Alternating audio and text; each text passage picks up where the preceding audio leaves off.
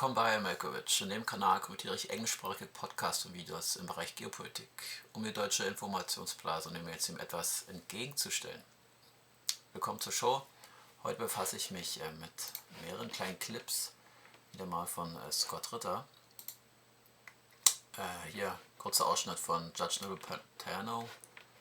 Habt ihr bestimmt schon in den letzten 2 Wochen gehört, dass ein besonderer Mann im Parlament in Kanada war, ein älterer Mann, der sich später herausstellte, dass er bei der Waffen SS auch gedient hat, aber eben gebürtig Ukrainer ist. Hier vielleicht mal der Clip. His speech received at least a dozen standing ovations. There was also one for this man, a 98-year-old Ukrainian Canadian who fought for Ukrainian independence against the Russians during the Second World War. Habt ihr das gesehen? Der ältere Mann hat auch noch eine gute Rede bekommen vom kanadischen Parlament. We have here in the chamber today Ukrainian Canadian world veteran from the Second World War who fought the Ukrainian independence against the Russians and continues to support the troops today, even at his age of 98.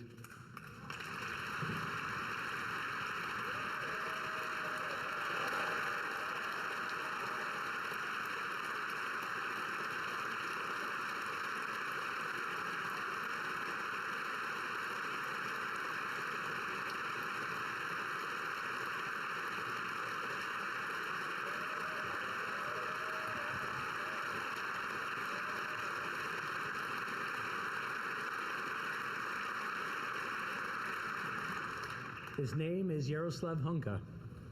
Und bevor wir hier weiter ins Thema gehen, weil das hatte nämlich damit zu tun, ist nämlich ein alter Kämpfer, der für die ukrainischen Nationalisten im Zweiten Weltkrieg gekämpft hat und dann bei der SS später, also eine Truppe, die zusammengestellt wurde aus ukrainischen Nationalisten. Und das jetzt ist mir letztens aufgefallen, ein Clip von BBC von einem Monat aus Lviv, also Westukraine, Grenze zu Polen. Und Lviv, near the border with Poland, very far from the fighting on the Eastern Front. The fresh graves of soldiers number in their hundreds. There are so many, in fact, at this cemetery that up the hill here, they're clearing the way of the fallen from previous. Ja, fällt euch auf hier diese schwarz-roten Flaggen? Ganz viele, fast so viele wie die blau-gelben. Und hier auch eine gelbe Flagge mit der Wolfsangel, ein typisches Nazi-Symbol. Und da ist immer die Frage, okay, was ist denn mit dem Nazi-Problem in der Ukraine?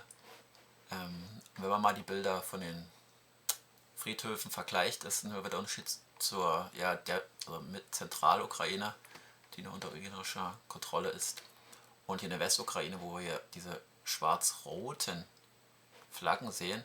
Und das ist die Flagge, jetzt mal hier der englische Artikel bei Wikipedia.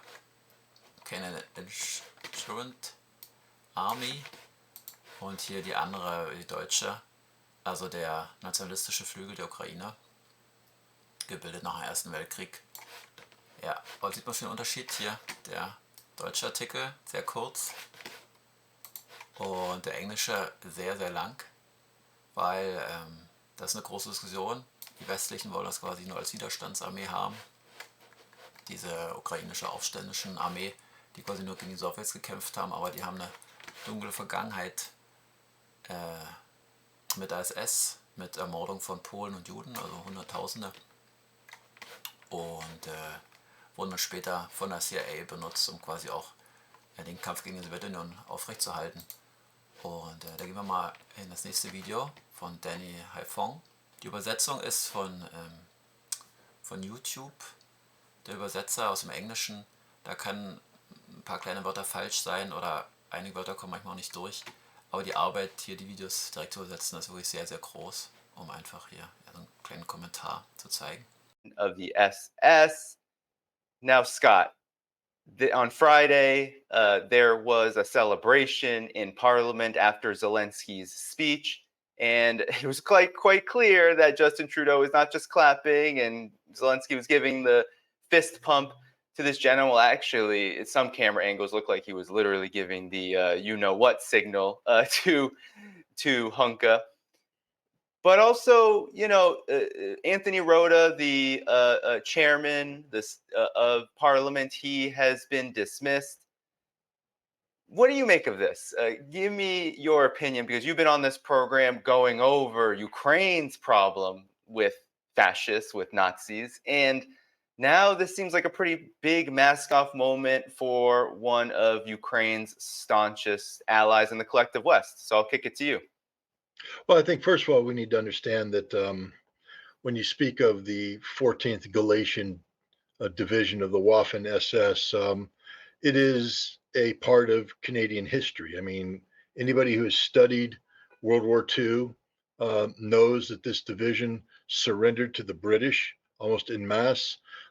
Instead of being turned over like everybody else to the Soviets to be lined up against the wall and shot as they should have been, they were instead deported, not deported, they were sent away to become Canadian residents. So you basically took 14,000 Waffen SS stormtroopers, murderers, rapists, thugs, the most disgusting kind of people in the world. Now, I know there's a lot of they were not, they were just warriors. No, they murdered Jews. They shot them. They bayoneted children. I can't prove that this guy did it, but he was a rifleman. So he probably, shot a few Jewish women himself. Probably enjoyed it too, because that's how those Ukrainians are that join the Waffen SS. They're not innocents. These are ideologically motivated thugs. But now they get to go to Canada and live. But it's not just live. I mean, normally one would think that with your history like this, you'd sort of be hiding from it. Where were you in the war, Grandpa? I was, shoveling manure in Ukraine, something like that. But nope. Monuments go up. The 14th Galatian Division, the greatest guys on the planet, good people, staunch people, total rewrite of history. So let's just start off that when somebody says 14th Division, everybody knows what it is, especially people like Chrystia Freeland, who herself is just a dyed-in-the-wool Nazi. We've talked about it, little Nazi Girl Scout. Her grandfather was an editor for a Nazi paper. She's been apologizing for him ever since, rewriting his history. So she is scum personified, and so is almost everybody of Ukrainian descent in Canada. They come from that background. Again, I'm not saying that just because you're Ukrainian, you're scum, but I'm saying that if your ancestors were Nazis and you glorify their history and you continue to try and whitewash it, then you're scum too. So now this man shows up in Parliament. Now, I've testified before the Canadian Parliament in the past, and I will tell you that there's a vetting process before you get through the doors. So they know who I am. The security guys have me in their system, etc. And when I testified, it was just to the head of a committee. Now imagine the head of state, not just the head of Canada, but the head of Ukraine coming. The vetting that's done there by the Royal Canadian Mounted Police, by the Canadian Intelligence Services, everybody in there has gone through a process. You have submitted documents. Somebody has looked at the sheet and looked at your name and go, yep, double check. And as you come in, you're screened, metal detectors, the whole thing. So here comes the Nazi coming in. They knew he was a Nazi. They knew he's from the 14th Division. Why? Because this was a scripted event. It wasn't an accident. It wasn't like Justin was applauding Zelensky and he went, oh, look, there's a 98-year-old guy. I wonder where he came from. What did you do in the war, Grandpa? I was with the 14th Division. The 14th Division. Ah! No. The camera knew where to go. They had the whole history done. This was a scripted event. The guy had been cleared. I think you mentioned that his granddaughter posted a photograph showing him waiting. This is ahead of time, waiting to be greeted by Zelensky and Trudeau. So the idea that this was somehow an accident, a mistake, and remember the day it happened on, Yom Kippur. Yom Kippur. So this is a dude from a division to kill Jews, and they're celebrating him on one of the biggest Jewish holidays. This ain't a good look, but it's not an accident. What it shows is either Justin Trudeau is just a dyed-in-the-wool Nazi. I don't believe that. Or the Canadians have become so inured to the the potential of Nazis in Ukraine, that they've bought into the absolute stupid notion that they're not Nazis, they're just misunderstood Ukrainian nationalists. Then I'm like, come on, guys, cut them a break. It was a tough time. You know, to be a Ukrainian nationalist, you had no choice but to march alongside Hitler. And if he wanted you to kill a couple Jews, I mean, hey, you had to do it in the cause of nationalism because we're Ukrainian nationalists. Our cause comes first. Remember, it was Stepan Bandera himself who said to a Polish courtroom in 1936, when put on charge for murdering a Polish prosecutor, they said, well, what would you do for the Ukrainian nation? He said, I would kill millions of innocent people for the Ukrainian nation. All right, that's Stepan Bandera. The 14th Division is cut from the same piece of cloth. This was no accident. This is a disgrace. And in any normal democracy, Justin Trudeau would be run out of office. Everybody in there would have been run out of office. It would be a day of national shame. But instead, we're told this is just one giant Russian propaganda event. As if the Russians wrote the script. I mean, these Russians are pretty damn good. Don't you have to? Hier vielleicht, weil Scott gesagt hat, sie wussten alle davon, also bei der Prüfung, ob hier Honka, was für Vergangenheit hat, SS, eine SS-Vergangenheit. Ich würde da vielleicht noch eine Version mit reinschieben. Ich glaube, weil die Frage ist, ich habe euch ja vorhin einen Wikipedia-Artikel gezeigt, und Scott erwähnt das auch in vielen anderen Sachen, dass die heutigen Elite oder die Verwaltung natürlich politisch gesäubert ist und mit den Informationen aufwächst, womit man sie füttert. Und wenn quasi schon Säuberung, quasi die Weißwaschung der Geschichte durchgekommen ist. Wir haben keine Lexikons mehr im Buch, sondern bloß noch Wikipedia, wo man nachschaut. Oder man ist ja ein Professor und kann da in den Bibliotheken in der Sprache, hier Russisch, Ukrainisch oder Russisch die quasi diese Verbrechen eigentlich eher markiert hat. Im Westen gibt es ja da eher wenig Forschung drüber. Und die Geschichte, wie man Nazis, alte Kollaborateure und SS-Leute in den Westen geholt hat. Das findet man ja nicht im normalen Lexikon. Normale Lexikon gibt es nicht mehr. Wikipedia ist das rar gesät und wird gerade kräftig gesäubert. Im Deutschen mehr wie im Englischen. Aber wenn man jetzt da neue Verwaltungen, da 40-, 30-Jährigen oder sowas hat, und der macht eine Liste und soll informieren, okay, ich habe hier jemanden, der hat in der Widerstandsarmee gegen Russland. Und Trudeau, glaube ich, dass er das nicht weiß. So, er weiß, also bestimmt schon, der wurde gecheckt und die Frage ist, die den gecheckt haben, ob die überhaupt das Wissen haben, was Scott Ritter hat, also mit so einer Bildung eigentlich das zu sehen. Also dass er gecheckt ist, okay, dass er nicht irgendwie einen Anschlag auf Zelensky machen will und sowas, natürlich ein Sicherheitscheck, was er für einen Background hat, er war ein Kämpfer, aber das, also das sieht man schon in der deutschen, aber auch im englischsprachigen, also man sagt, okay, das Russische ist gefangen in ihrer eigenen Blase, aber das Tausendfache trifft für die westliche Blase zu. Also auf alle Fälle in den politischen, journalistischen Medienkreisen, dass sie sich ihre eigenen Informationen immer mehr zirkulieren, ihre eigenen Statements und kommen auch mit der Realität. Die Realität braucht wirklich Wochen, Monate, Jahre, um irgendwie zu den Leuten vorzudringen. Also von daher würde ich das Scott vielleicht sogar widersprechen, dass sie alle wussten, dass es SS Mann war. Die wussten alle, dass er gegen die Russen gekämpft hat. Und mir ist auch durchgekommen, dass sie irgendwie mal kurz mit den Deutschen zusammengearbeitet haben, aber nicht richtig. Aber die Verbrechen und sowas, die sind ja, wie gesagt, im Wikipedia-Artikel fast rausgestrichen. Also man sagt sich, dass da was passiert ist und dass sie könnten das mitverfolgt haben, aber so genau weiß das keiner. So. Okay, das dazu.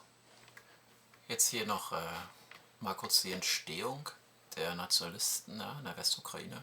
Hier spannend zusammengefasst von Scott. Kerensky Offensive, the Treaty of Brest-Litovsk, which created this Ukrainian Republic, German occupation, empowering them, breathing life into this notion of Ukrainian nationalism.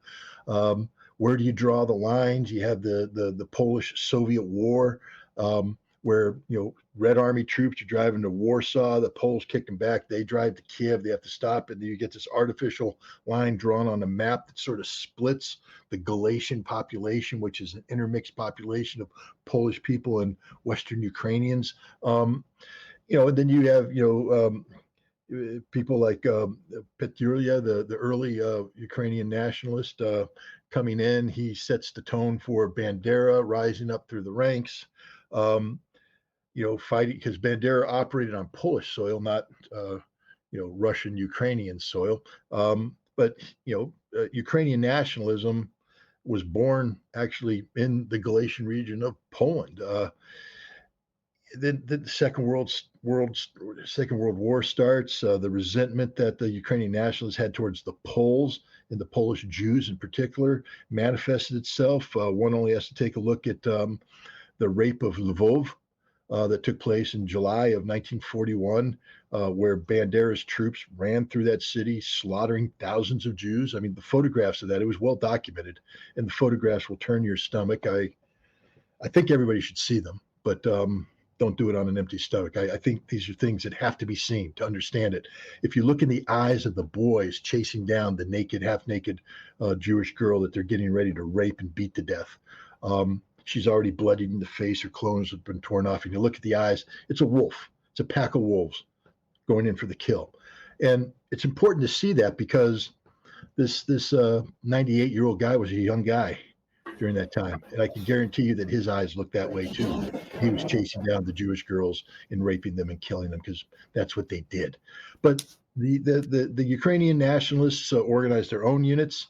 They carried out horrific crimes on their own, but they also organized into actual German combat units. And one of these units was the 14th Division, the Galician Division of the Waffen SS. They did fight, they were involved in combat, but they were also involved in a lot of police actions, going up against partisans and suppressing civilian opposition. And they were very effective at hunting down Jews. 1944 is a very good year for them. They went out in Hungary and elsewhere. They went down and just slaughtered Jews. And when I say slaughter, this isn't indifference. This is a task that they took pleasure in because the Jews are subhuman.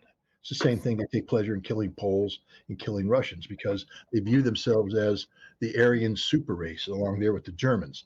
At the end of the war, this division, like I said, was surrendered, and rather than be turned over though, because what happened at the end of the war is, if you remember Winston, when I say if you remember, as if we're that old, but studying your history, you'll see that Winston start to run Polish nationalists and Ukrainian nationalists against the Red Army.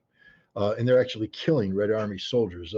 If you go and look at the exchanges between Stalin and Churchill and the Soviets and the British leading up to Yalta and Potsdam, you'll see that Stalin is saying, you guys want me to support this certain Polish dude, but you're funding him. We know this, to kill Red Army, and we've lost Red Army soldiers for this. And I can't support this because there's the blood of Poland has been liberated with the blood of the Red Army, and I can't support somebody who's actively trying to kill Red Army soldiers and is killing them. So the British, from the earliest times, had an issue with this with the Soviet Union, and so they automatically aligned with, and the British have a history of doing this. They can hold their nose against the stench. They align with people. They believe in the friend. They had a history when the Banderists, Stepan Bandera, the organization of Ukrainian nationalists, those kids are running around Lvov raping and beating up women, and they turn around and beat up everybody. When they were being kicked out, about 30 to 40,000 fighters and about 200,000 supporters remained in Western Ukraine. But about 150 to 200,000 fled with Stepan Bandera with the Germans back to Germany, back to Berlin. And then when Berlin fell, these people went over to the West and they became what they called displaced persons, DPs, but not Bandera and not his harshest people, because one of the Germans that fled with him was a guy named Galen, a German general. He ran the intelligence operations in the East, and he organized the Banderas to stay behind units to carry out intelligence operations, reconnaissance, sabotage, etc. And so he was controlling them. And when he was captured, now the Americans were going up against the wall, bam, we're going to kill you because you're a Nazi scum pig. And he went, yeah, but I control a network of tens of thousands of people. And the Americans went, really? Well, welcome to the club, boy. Come on in. All's forgiven. Bring in your entire organization, all your little Nazi intelligence thugs. Bring them in, and we'll just wash you, cleanse you with holy water, and you now work for us. Originally, it was the OSS, the Office of Strategic Services, and then it became in 47 the CIA. And so we were using the Banderas and Ukrainian nationalists. Vielleicht ganz kurz, er hat ja gerade von Gehlen gesprochen, vielleicht jeder, der Ganze auch gelesen hat oder anderes, als von Gehlen quasi der Vorgänger vom Bundesnachrichtendienst. Und wie unglaublich ungebildet wir denken, dass die meisten Deutschen Ahnung von irgendwie der Nachkriegsgeschichte von Deutschland haben und die Entnazifizierung von Deutschland eigentlich. Und dann als quasi Vorläufer des Bundesnachrichtendienst wurde wieder von einem ja, großen Nazi unter Hitler, quasi der Führer der Nachrichtendienste Ost, wieder eingesetzt von den Amerikanern und hat das weitergemacht, was er vorher gemacht hat, Kommunisten und Kommunisten verfolgen, jagen. Im Osten quasi seine Netzwerke, seine Nazi-Netzwerke weiter gesponnen hat. Und Scott weiß da auf jeden Fall, hat er mehr Wissen als ich und wahrscheinlich auch andere. Aber ich glaube, das ist der große Unterschied zwischen hier West und also zwischen NATO und Russland, wie sie quasi das Passierte und die Geschichte betrachten.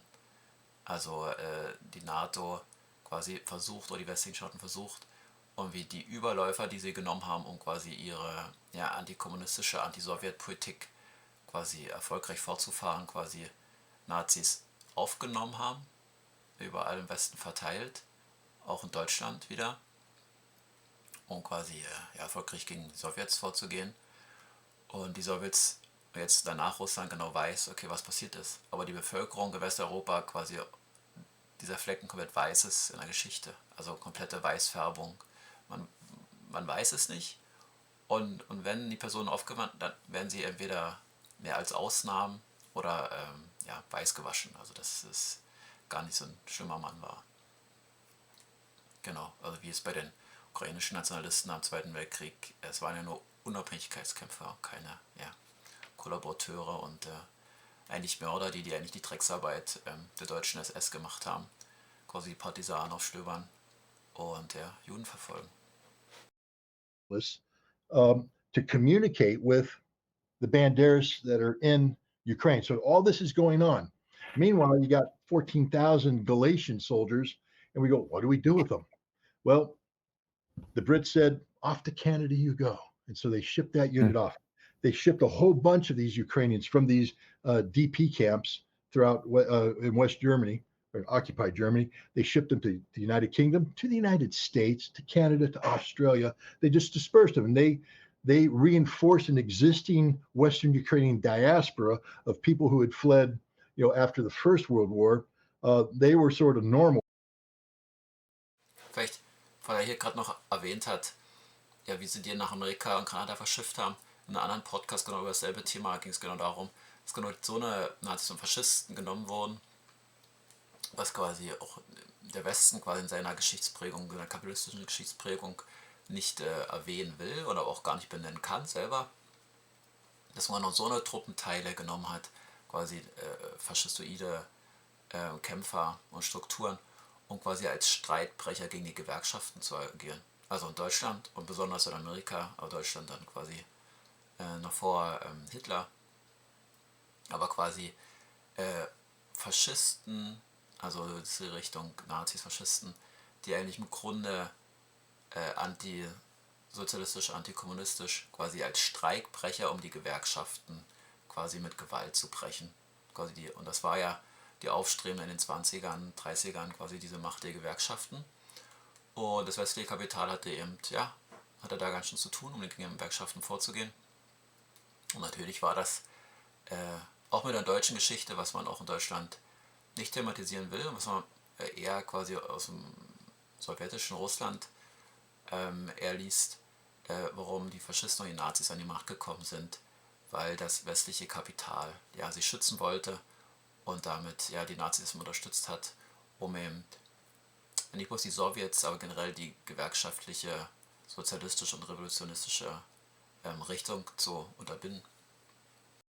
People, but now these fanatics come in and they take over. You can read books about, especially in Canada, how these OUN guys came in, the Organization of Ukrainian Nationalists came in, and they just took over through intimidation. They just came in and said, no, we're in charge. We're the ones that will define what Ukrainian national is. We're going to rewrite the history so that everybody looks great. And that's what we're doing. In Canada, bought it. This is where you get Christian Freedom. Ja, jetzt geht's weiter.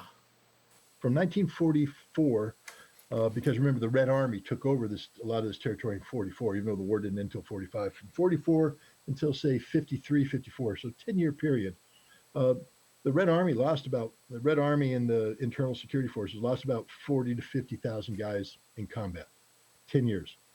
It took us 10 years in Vietnam to lose 58,000. And people remember there's some heavy fighting in Vietnam. So it was a serious war. Understand the scope and scale of the fighting that's taking place in Ukraine during this period of time. It's not minor. It's a big deal. Guys hanging out in the woods, running in, slaughtering villages. They killed hundreds of thousands of civilians during this time. Eventually, the Red Army got the upper hand, and around 54, 53, 54. Das hatte ich in einem anderen Video von Scott schon. Da hat er es erwähnt, auch die Zahlen in der Zeit. Genau das. Quasi nach dem Zweiten Weltkrieg immer noch quasi die Aufstandsarmee und die Nationalisten im Wald waren. Und nicht nur Soldaten, Rote Armee-Soldaten getötet haben, sondern auch viele Zivilisten. Er erwähnt jetzt hier noch an einer Stelle, das überspringen wir mal, dass quasi, weil die Westukraine so ausgeblutet ist, also durch die Nationalisten entweder ins Gulag unter Stalin gekommen ist, tot oder in den Westen geflohen ist, dass da quasi keine, und die Rote Armee und die Sowjets quasi die Elite aus der Westukraine, die nationalistisch war, vertrieben hat oder ins Gulag, dass es keine Lehrer gab, und die haben dann quasi Ostukraine, also russischsprachige Ukrainer oder Russen aus der Ukraine, sage ich jetzt mal, in den Westen geschickt, und die wurden quasi immer von den Nationalisten, die in den Wäldern geschickt haben, aufgeknüpft, also ermordet, erschossen und dessen Familien. Hier nochmal ein kleines Bild, wie sich Scott aufregt über die jüdischen Organisationen, die eigentlich den Antisemitismus oder erinnern wollen, was im Holocaust passiert ist, und dass nicht wieder so Nazi-Verbände an die Macht kommen. Now, Ellenville, New York, I've seen the photographs, and they're lined up wearing their brown little Nazi uniforms, holding their portraits of Stepan Bandera with their little banners on which are Nazi symbology. Now, everybody's going, well, it's not really Nazi symbology, Scott. Yes, it is. That's where they got it from the Nazis, and they've incorporated it as their own. These are sick people, but that illness infects not just Ukraine, but everything around us. Anybody who, I'll put it this way, here's a direct challenge. Anybody who has a Ukrainian flag on their social media, you're a Nazi supporter. You're the scum of the earth. Want to know why? Because you're too stupid to do the research into why you think you support Ukraine. And if you think I'm wrong, I will debate you anywhere, anytime on this issue, because I will crush you, because I have the facts. You don't. And you're stupid because you put the Ukrainian flag up there and you don't know why you do it. Or if you do know why you do it, then you really are a Nazi supporter. Indeed. And then maybe to tie a bow on this too, journalist Aramate of the Gray Zone, he tweeted in reference to some of these more maybe Zionist-oriented Jewish organizations that have said something that so infuriates by the rest of the nation. The reality right now. The U.S. Congress voted in favor of an amendment to the National Defense Authorization Act, which was allocating monies to Ukraine to train the Ukrainian armed forces. And that amendment clearly said that U.S. taxpayer dollars cannot be used to fund the Azov Battalion. Why? Well, don't ask me, ask Congress, because they wrote it in the amendment. Because the Azov Battalion is a white supremacist neo-Nazi organization. Ja. Vielleicht können wir da beenden. Genau, das war die Frage. Genau, also ob das jetzt nicht mehr eine Nazi-Organisation ist oder noch nie war. Quasi selbst der Kongress hat quasi vor dem Krieg gesagt, okay, wir geben Geld, okay, Ukraine aufzurüsten, aber auf jeden Fall nicht den Azov-Regiment oder Azov-Bataillon, die natürlich in ihrer nationalistischen, faschistoiden Struktur da aufgehen und Symbole zeigen. Und danach im Krieg also ist kein Problem mehr, die zu finanzieren. Und das andere, quasi was Danny Haifong erwähnt hat, dass die jüdischen Organisationen quasi, also da entweder blind sind oder die Augen willentlich zumachen. Also die eigenen Strukturen, die selbst im Kalten Krieg da waren, quasi Nazis und Verbrecher quasi in Kanada und ja, in den westlichen Staaten, wo sie eben leben. Und da Märsche abhalten, alles ihre Kultur noch weiter frönen und das aber nicht quasi in ihrer Liste mit da auftaucht. Absolut krank. So, damit verabschiede ich mich für heute. Ja, schaut meine anderen Videos an. Bis bald. Ciao.